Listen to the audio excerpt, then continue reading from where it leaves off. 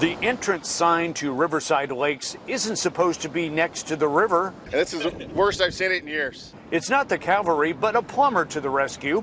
Josh Anderson owns a surplus military truck, and he crossed turbulent waters to pick up anyone who wanted to leave the community. Oh my God. Went right down the yellow line there. The drive out had Josh, his co-pilots, and rescued residents hoping the truck could withstand broadsides from the raging floodwater. I was kind of scared that we weren't going to make it at first because I thought we were going to go over, but it wasn't bad at all. The rescue of a half dozen residents came off without a hitch. There we go. There we go. There you go, guys. Stay good.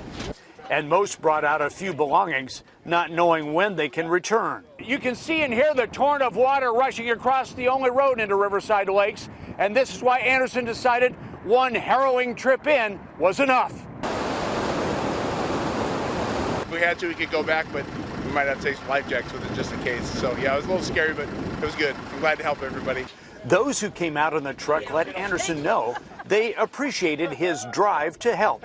Thanks, sir. Yeah, you're welcome. Appreciate Thank you. Thanks, guys. Hey, no problem, man. Glad you guys made it out. Everybody's lending a helping hand. It's a blessing. These guys are awesome. And I'm so glad that these families got out. Late today, floodwaters are closer to Riverside Lake's entrance, but some residents who got a chance to leave early say the owner of a surplus military truck is a real trooper. It's a blessing, and we certainly appreciate it. On 228th near West Dodge, Mike McKnight, 6 News. Plowing through choppy floodwaters, the Council Bluffs Fire hovercraft brings 3 stranded homeowners to safety. It was a good ride. A team of Waterloo firefighters walked, canoed, and boated their way to the 3 residents, but gusty wind and waves made it too dangerous for a regular boat to bring them all back. So the hovercraft literally came to the rescue. Have conditions with high winds like this, 30, 40 mile an hour winds, it's just real hard to maneuver a hovercraft. The 3 residents, one of them 72 years old, Just want to get you dried off. became trapped between the rising Elkhorn River and Rawhide Creek. This guy is driving. Thank you very much. I kept looking at it. It didn't seem like it was going to come up. And then just all of a sudden, when my fence gave away and all that water started rushing in.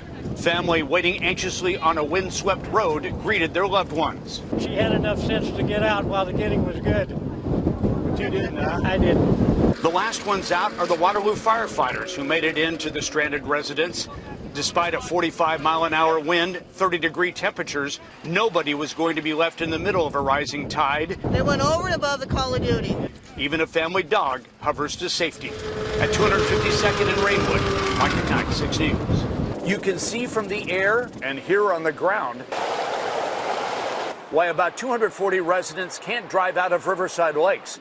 Rushing floodwater has cut through their only entrance. They have prescription meds they need.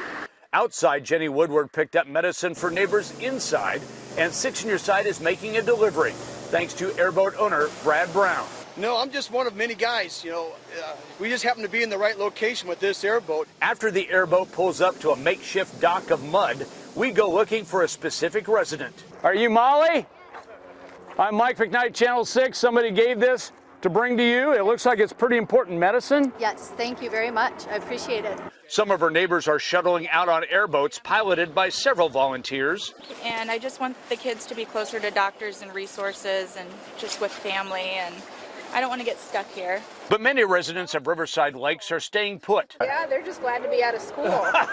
Not knowing when the road will be repaired, so they're enjoying their neighbors' company. It's a great community. We help each other out here and we get by. If any need to get off the flood-made island and the water is still up, Airboat Captain Brad Brown will provide a free shuttle, and it's a 3-minute tour. Everybody out here wanted to live on an island, but this isn't what we were talking about. Near Riverside Lakes, Mike McKnight, 6 News.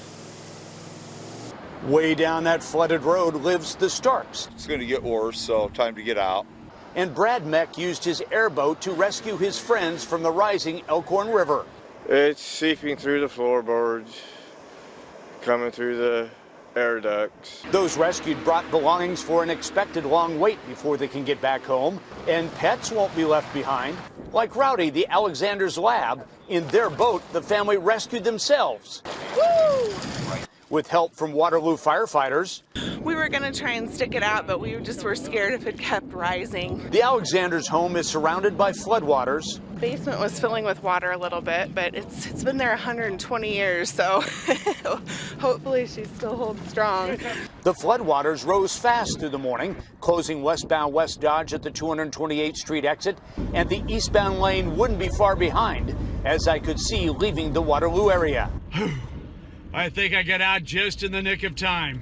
After boating from home, the Alexanders didn't want to be stranded at the top of the interchange, so Waterloo Rescue gave them a lift out from flood-covered River Road. We just didn't think it was going to get this high. Near Waterloo, Mike McKnight, 6 News.